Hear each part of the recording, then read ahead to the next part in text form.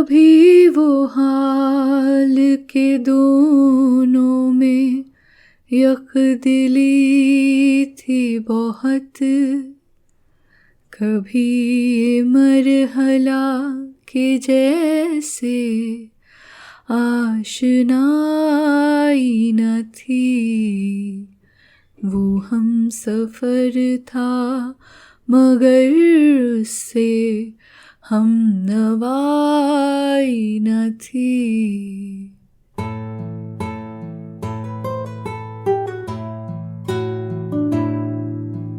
आप सुन रहे हैं अगला वर्का the partition podcast with Amy Singh. This is episode 16। जी आया नू इस्तिकबाल स्वागत।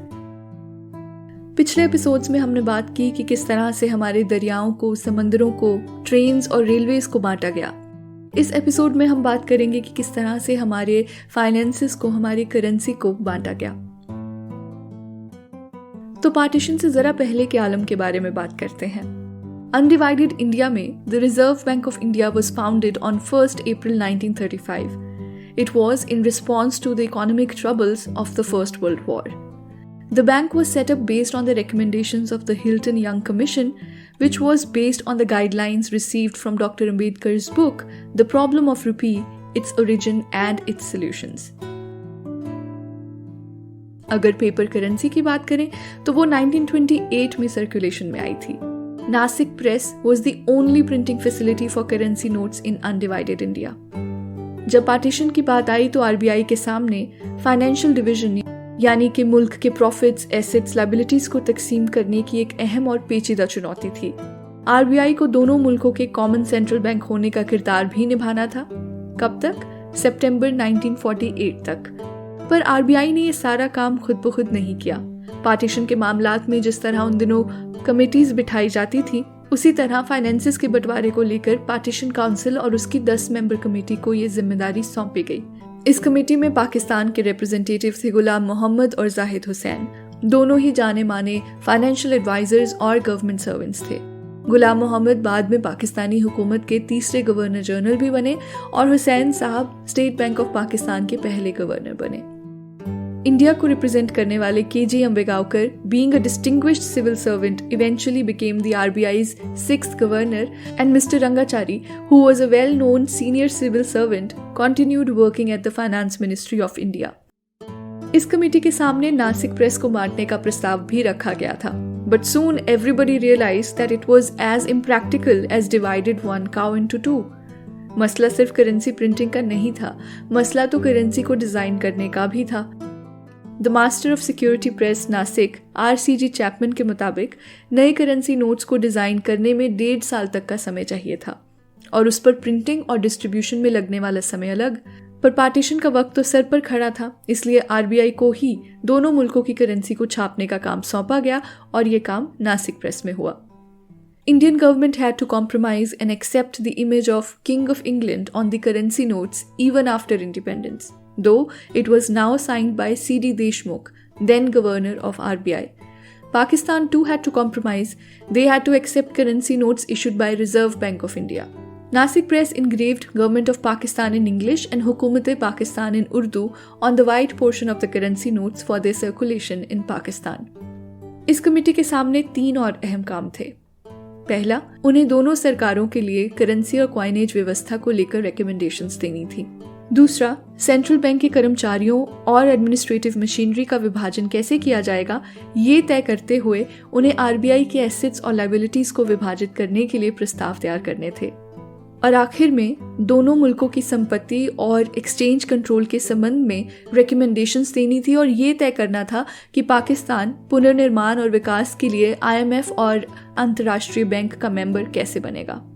What is IMF? It's the International Monetary Fund, which works to achieve sustainable growth and prosperity for its member countries.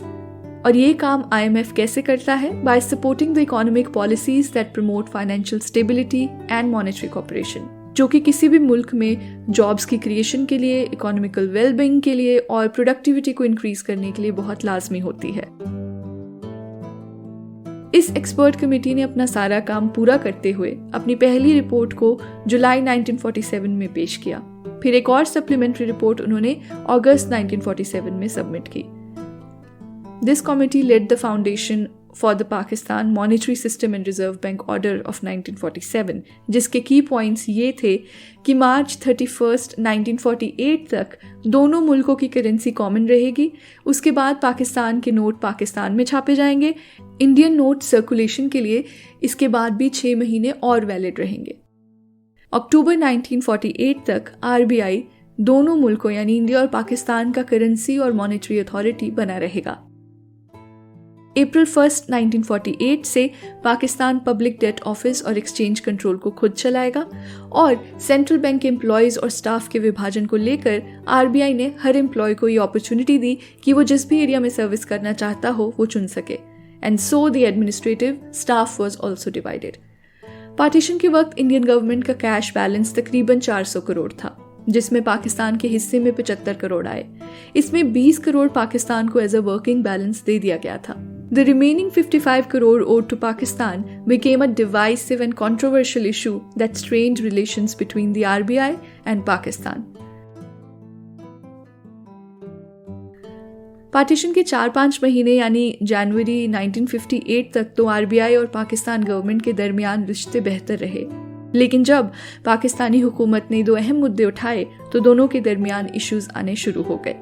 The first point raised by the government of Pakistan was granting of accommodation to the Pakistani government, and second was the transfer of the rupees 55 crores of cash from India's cash balances to Pakistan's government account.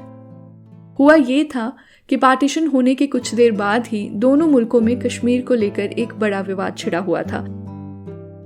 इसके बावजूद पाकिस्तान हुकूमत की तरफ से दोनों मुद्दे उठाने से पहले ही RBI governor CD Deshmukh finance ministry को इस बारे में लिख चुके थे। In a telegram, he reminded the Indian government that the cash balance could be transferred in lots of 3 crores.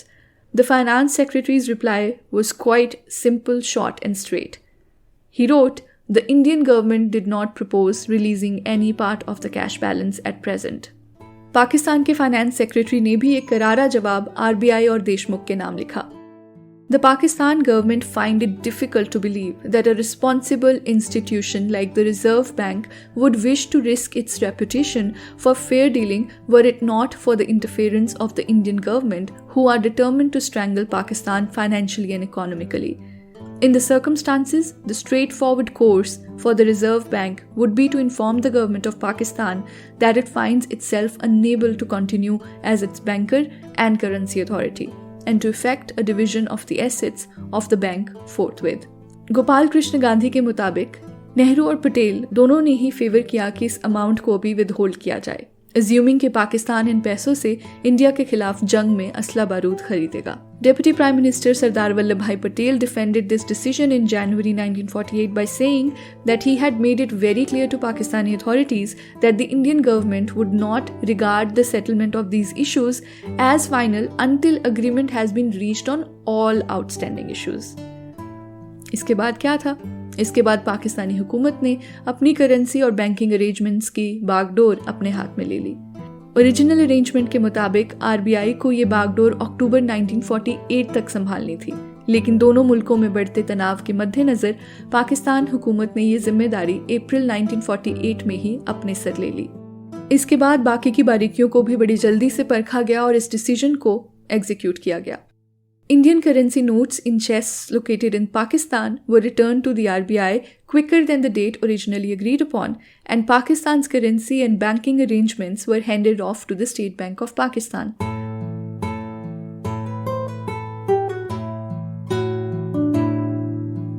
जिस तरह पानियों के बंटवारे पर विवाद आज तक जारी है, उसी तरह से हमारे फाइनेंशियल एसेट्स के डिवीजन को लेकर भी आज तक बहस जारी है। The State Bank of Pakistan's accounts every year list unsettled claim on the RBI among its assets and has done it so for the last 70 plus years. तो ये थी कहानी इंडिया और पाकिस्तान के दरमियान हुए फाइनेंशियल डिवीजन की। मुझे शायान कुरैशी के कुछ अशार याद आते हैं कि शाम के ढलते सूरज ने ये बात मुझे समझाई है, तारीकी में देख सकूं तो आंखों में बिनाई है। एहसासात की तह तक जाना कितना मुश्किल होता है, ज़हनो दिल में जितना उतरो उतनी ही गहराई है।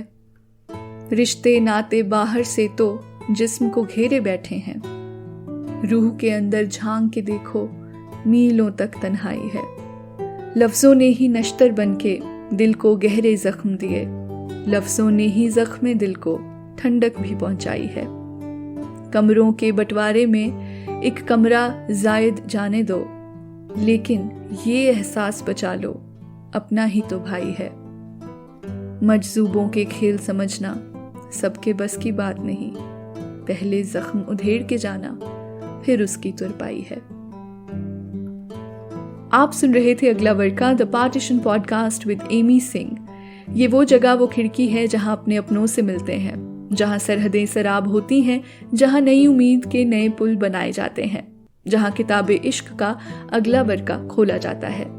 इस पॉडकास्ट को सब्सक्राइब करने के लिए बेल आइकन प्रेस करें और इसे अपने अपनों के साथ भी जरूर बांटें। अब मुझे इजाजत दीजिए, आपसे अगले हफ्ते फिर मुलाकात होगी। तब तक सुनते रहिए, मोहब्बत को चुनते रहिए।